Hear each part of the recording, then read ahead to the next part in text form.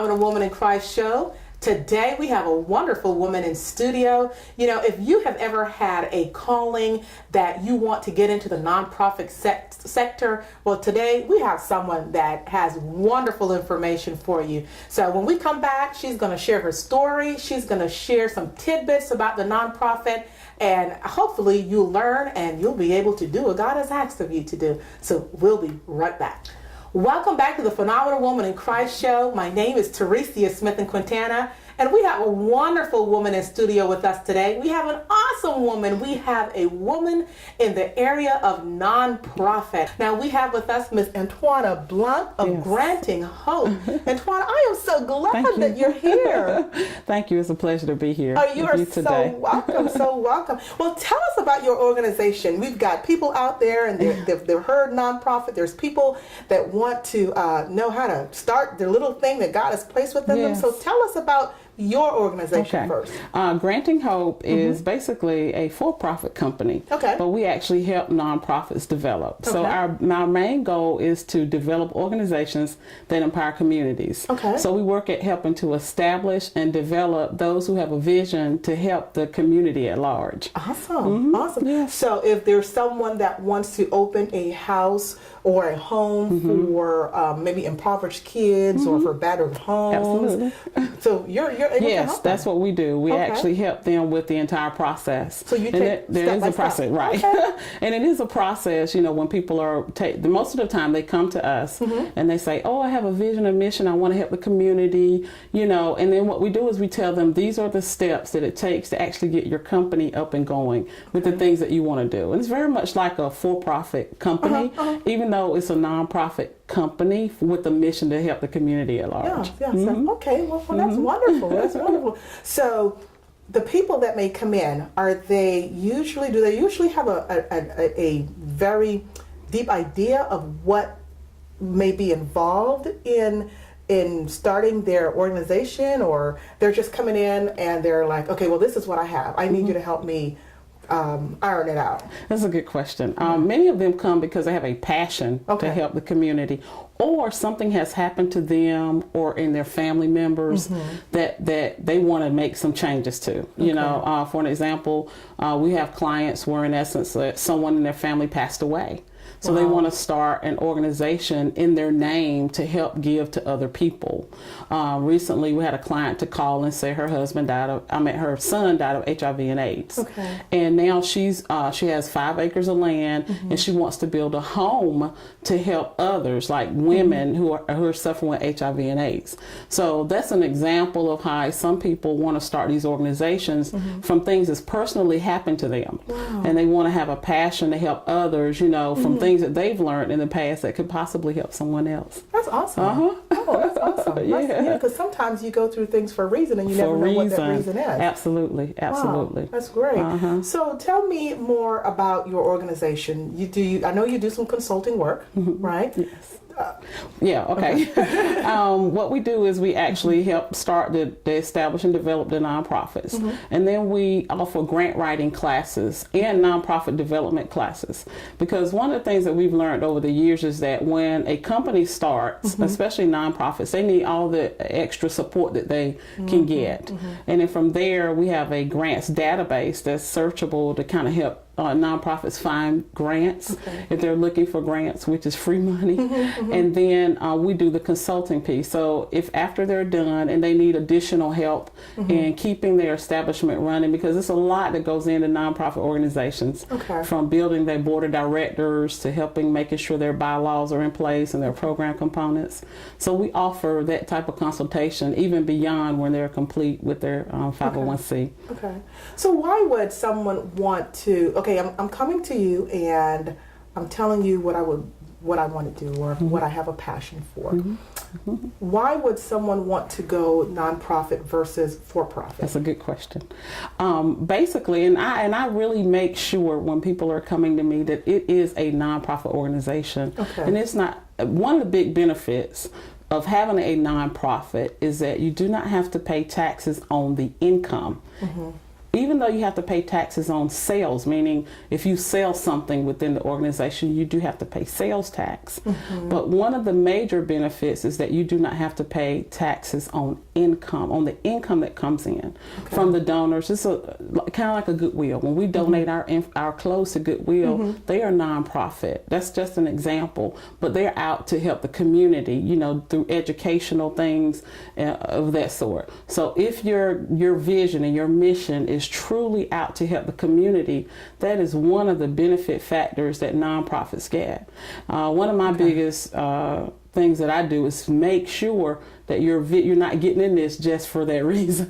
You have to be getting in it truly for the benefit of the community. So we go through a checklist to just kind of help to make sure that the mission or the vision is community oriented, because it has to be approved through the Internal Revenue Service, and they will double check to make sure it is before giving what they call a 501c letter. Okay. All right. So going back to the Goodwill. So you're saying that if someone has an organization like that, they get taxed not on the income. So what the sales that happens in the store, they don't get taxed on that. Right. If you're selling a product as a nonprofit, then you do have to pay sales tax on the product. But let me give you an example of the no income, the tax piece of the no income. If you're a nonprofit, and there are many nonprofits that don't have products to sell at all, but they're out for the betterment of the community. The money that comes into a nonprofit, no one owns a nonprofit. It does not have profit sharing like a regular for-profit company. The nonprofit is its own entity that's really ran by the board of directors. So it's a check and balance system that goes in there. So when you start a nonprofit organization, it's for the betterment of the community. So let's just say you have a youth program that's a nonprofit strictly to help at-risk youth, or women's ministry that's strictly to help battered women or something like that. And you have that, and basically what you want to do is have consultation. You may want to have meetings once a month with the women, you know, offer counseling services. So you're not selling anything, but people can donate, like you and I, we can donate, and we get tax deductibles from donating. For that, corporations can give if they want to offer a small fee for services. All the income that comes in, grant, which is free money, all of that income, they do not have to pay taxes on. But the catch is it has to go back into the community. So it cannot go into someone's pocket, even though you can use it for salaries, but it has to be reasonable. But all that money is set aside to go back to help those battered women, whether they may need clothing, you know, they may need employment training, food. Every bit of that money has to go back into the community, and that's what makes a big benefit of the difference between nonprofits and for-profits. Well, so how did you get into teaching about nonprofit and doing nonprofit and just being as knowledgeable as you are about nonprofits? How did that happen? Well, it's been many years. We've been doing it probably about going on 8 years now. And I just started actually at the kitchen table of people's home that I knew. They knew that I was a writer, you know, I love to write and help people. And I would just go to their home and they was like, you know, I want to be a nonprofit. And I would help them with the application and write down their program components, because I could take it, what they're telling me, and put it in program format. And I was just doing it. And I would go to one person's house, and then time by time someone else would call me and I would help them.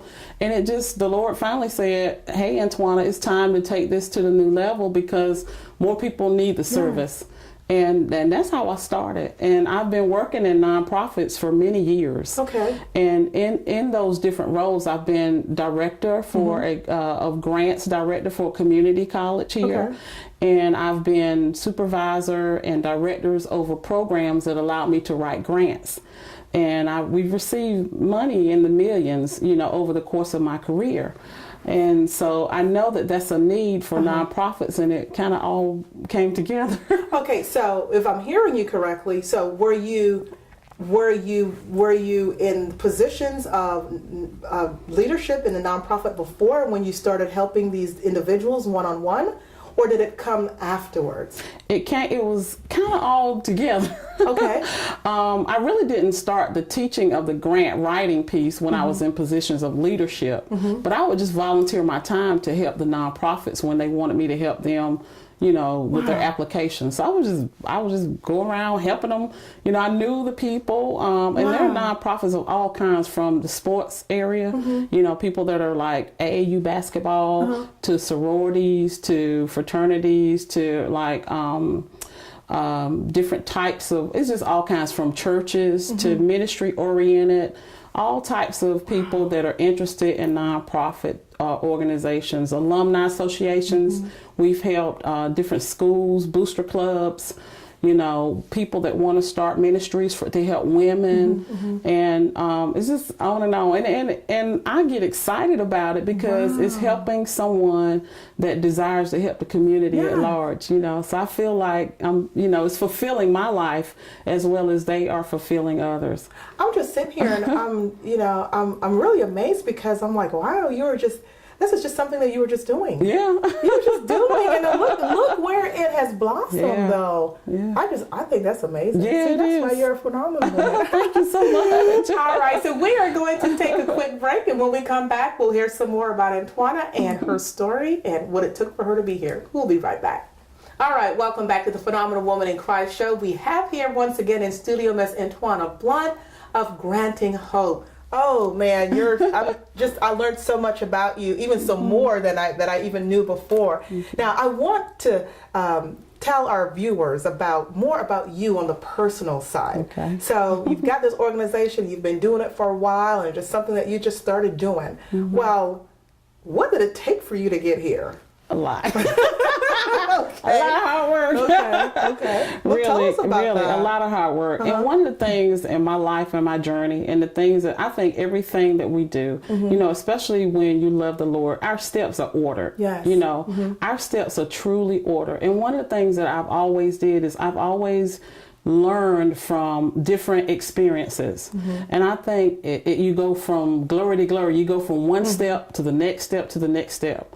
So one of the things personally that I decided is, no matter what situation I'm in, whether I like the situation or if I don't like the situation, I'm going to learn something from it. Okay. And then whatever I learn from it, I'm either going to pass to someone else and share with them. If I can help them to keep from stumbling, then maybe that'll be the blessing. Or if I can help them learn something to help their path a little bit smoother, then I'll do that. So through life, I've gone through a lot, a lot of different experiences, a lot of different things that I've learned. And what I've decided to do is, from every step I learned, take it to the next level and use that learning experience to better myself, to do better tooling, for myself, so that it can benefit other people. Okay. So, it takes a lot of work. Yeah, it does. A lot of late hours, a lot of being on that computer, when people are sleeping. 2 or 3 and o'clock saying, in the Lord, morning. can I get some sleep tonight?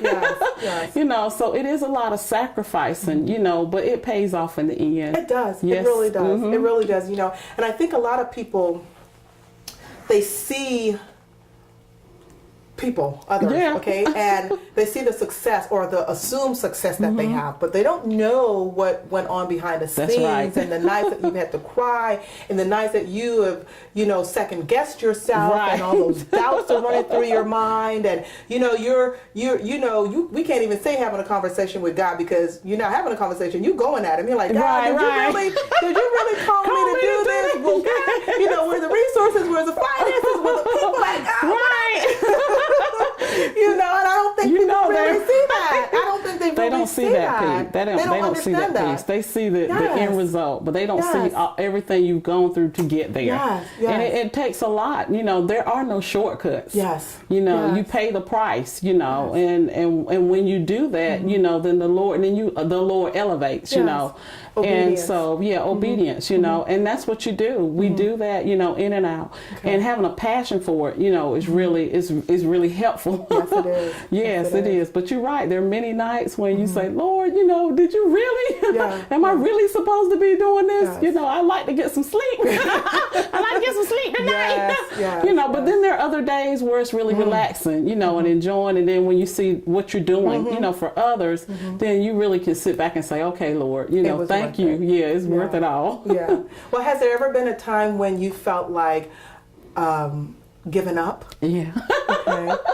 Hey, tell us about that. You know, you from time to time you feel like it because you like you say you're talking to the Lord and it's like it's so much work that goes into it, you know, and you put your heart into it and then you want to see it to be successful. And it is successful in stages. Yes. You know, and then but so at times it's like, okay, am I called to do this? You know, or am I not? You know, am I walking and doing the, you know, what I'm supposed to be doing?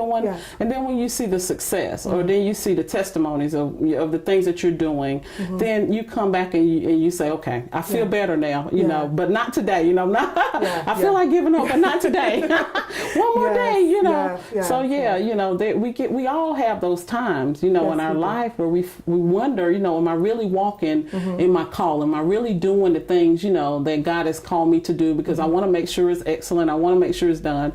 And it's okay, you know, time by time to stumble, you know, but just learn from it, pick yourself up and keep moving. That's right. That's right. You're right. One of the things I can tell you that has been also a challenge is finding that family balance. Okay. And that balance in myself to even get away. You know, one of the things that I like to do is have thinking time. Yes, you need that. You know what I'm saying? Yes, you need that quiet time. Yes. By myself, you know. So finding the family balance, you know, when you're married or if you're a single parent, if you have kids and just that balance even with church, you know, and your business is finding that time has been a little challenging, you know, just to make sure that you have the proper balance, which is healthy.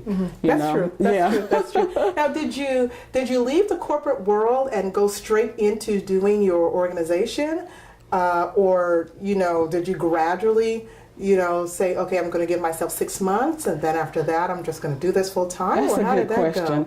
I've been calling to entrepreneurship. I know that. I've had a mortgage company in the past. I've had a store in the past. Even while doing this and building my career in this nonprofit arena. But this last time is very interesting. I was working a 9 to 5, and I decided that I was going to just step out on faith and believe God that my company was gonna just move forward. And really what the Lord had me do, because I was working actually out of town, I actually came home to take care of my mom before she passed. Where in essence it was a step of faith for me for my business, but he had me there to help take care of my mom. And so I saw the handworks of God because he knew that business would get me back closer when in essence I didn't know that I was needed there. And what happened is after my mom passed, God gave all of that back to me. So it's a step of faith, you know. That's one of the things that I live by. You know, the world, they function on what they see, you know, but I live by faith, you know, so it's a daily faith walk and knowing, you know, that the Lord has my back, you know, and that's comforting, you know, to know that the Lord is because it's about his plan, you know. It is. No, you're right. It's about his plan. And when it's about his plan and we make it about his business, then it's easier on us. Yeah, we'll do the work, but it's so much easier. Now, you know, you mentioned about, you know, being an entrepreneur. So when you started this organization, would you say that did you have anyone within your family or friends that thought to yourself, that said to you, or there you go again with another idea? Really? Many people, you know, but my dad's an entrepreneur. He has been for all of my life.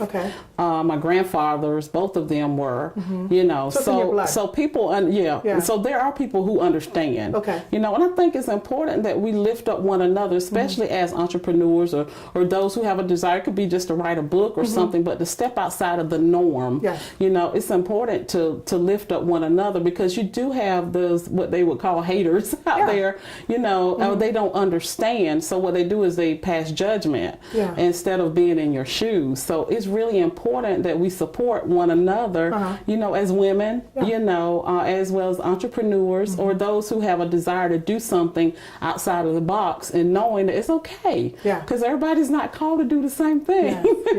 Well, how did you deal with that? How did you deal with that person, that individual, whomever it is, a friend, family, is like, there you go again, another thing? How did you deal with that? I pray a lot. I pray a lot. I stand on my faith. That's what I do. And to a certain degree, you have to separate yourself from those people. You know, I'm just being real. You know, you love them from a distance. So you don't take your love away, you know, but you do have to maybe stop telling them so much, you know, because we have to guard what goes into our ears, you know, because that's a gateway, you know, into our souls. So, you know, so you love them from a distance, and then you keep at it, you know, according to what God has called you to do in your plan. And that's not always easy, you know, because I've had some really close people to me that you just want to wrap around your arms and love, you know, that had that type of mentality, but it was simply because they didn't understand. They don't understand. And you know, there's one thing that my pastor once said, that he said that sometimes they're not meant to elevate, or they're not meant to go where you go. That's right. You know, and it's not that they're a bad person. It's not that sometimes they don't understand, but you know, you are meant to go here and there, right here. It's like the chicken and the eagle story. You know, you're meant to soar and to elevate. Absolutely. And sometimes people just don't understand. That's right. Well, that's awesome. Thank you so much. We're going to take another quick break, and we'll be right back. Thanks. All right, welcome back to the Phenomenal Woman in Christ show. Now, Antowanna, you know, we've mentioned about you're going through, we talked about your organization at the beginning. Now, I know that you are a woman of God, and I know that you are married, and I know that you have a family. So how was that family support? How did that go? Well, it was very helpful because my inner circle family was very, very supportive. My husband's supportive, my kids with the late nights and things of that sort, you know. And one of the things that I did do is I went in and talked to my kids. And I told them, I said, do you have anything you would like to say to mommy? But these are the things that we're doing. We'd like to get you involved. You know, even if they're a little bitty, they can take a paper. Now? They're 14 and 16. And we have a 23-year-old, but he's working in Cincinnati. But so they understand, you know, but we lay it on the table and say, this is what mommy does for a living, you know, and sometimes they're late nights, you know, but that balance, what I talked about, was the challenge. But they're all supportive, so that's very, very helpful that the inner circle is supportive. And they're able to understand. They're able to understand. You know, if you're not able to be there for something. That's right.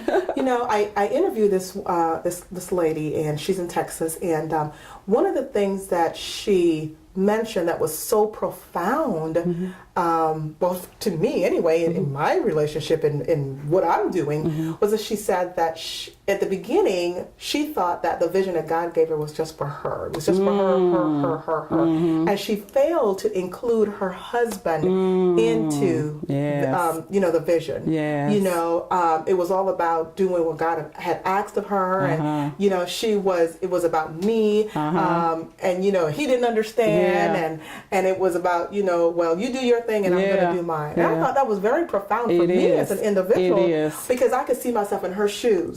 You know, and she said one of the things that she learned from her mistrials was that if she had just asked, you know, if she had just made him a part of. And I think that many of us, when God calls us to do things, I think that sometimes we may have forgotten to include our spouses. That's right.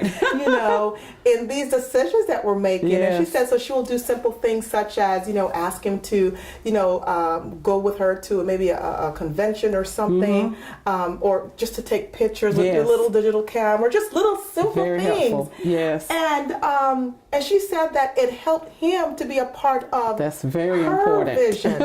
And so to know that your husband was there and he was involved and he helped you and he was and he supported you. You know, you don't always have that. No, and it is a process. So it was not perfectly like that. Yes, you know, yes, at yes. first he was doing his thing, and he still is, you Yes. know, and then I was doing my thing. We've always supported each other in that way, but bringing togetherness is key, Yes, you know, and is. trying to figure out where each person fits, Yes. and that togetherness is real important too. That's wonderful. That's wonderful. I'm glad that you to had that finally support. get the click and the lock is a Yes. blessing. Yes. Well, I Yes. know that you have 2 ebooks, Yes. right?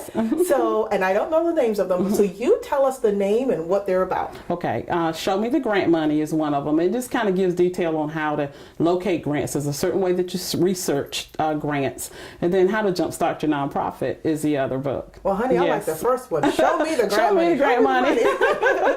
Okay. Yeah, So a little bit more details about it's that more one? detail about Show Me the Grant Money. There's Like a where to go strategic look for way, it or something? yes, Okay. because there are a lot of people that will take your money. I'm telling you, I've had people to come to me with stacks of books on grants that they've paid thousands of dollars for, Okay. and they don't know where to go. Wow. But this is a strategic way on how to search for grants, so you won't waste your time and a whole lot of money looking for them. Okay. So it helps in that way. Okay, and the second one is? How to Jumpstart Your Nonprofit. It goes into detail about the things that you need to do when you're considering on starting a nonprofit. Awesome. And if they would like to know, if anyone would like to know more about your organization or to get in contact with you, where can they go? They can go to www.grantinghope.com or 800-734-8116. Awesome. Yes. Okay, all right. So we're coming to the end of the show, and you, the viewers, what I would love for Miss Antowanna Blount to do is speak some words of encouragement into you, and because I know there's someone out there that wishes to start a nonprofit, or there's some burning desire within you that God has asked you to do, and you just don't know where to do. You don't know what to do, where to go, how to go about doing it. So if you can speak some words into that. I'd just like to encourage the people that are viewing to walk in your destiny, basically your God-given destiny. Trust God and your inner instincts that the Holy Spirit has given you to move forward in your calling, and let no one keep you from moving forward. One of the things that I do is I live by faith. So walk in love and walk in faith and move forward and doing the things that God has desired you to do, and you will be a phenomenal woman. That is for sure. Yes. Awesome. I love that. Okay. I know you are phenomenal. You really are. That is wonderful. Indeed. That's wonderful. I am so glad that you made this interview, that you were here, and that you got to share your story and just share your organization. Thank you for having me. You know, I mean, I think that people that are they've stepped out on faith and doing what God has asked of them to me. To me, that's wonderful. That's phenomenal. It is. So thank you so much for being here, and I just Appreciate wish the blessings opportunity. upon you and your organization. You too. Thank you. All right, my viewers. See you again next time. I hope that you are able to take some of this information and apply it to your life, that you are blessed and you are motivated and you are ready to move and do. So see you next time. Have a wonderful week. Be blessed.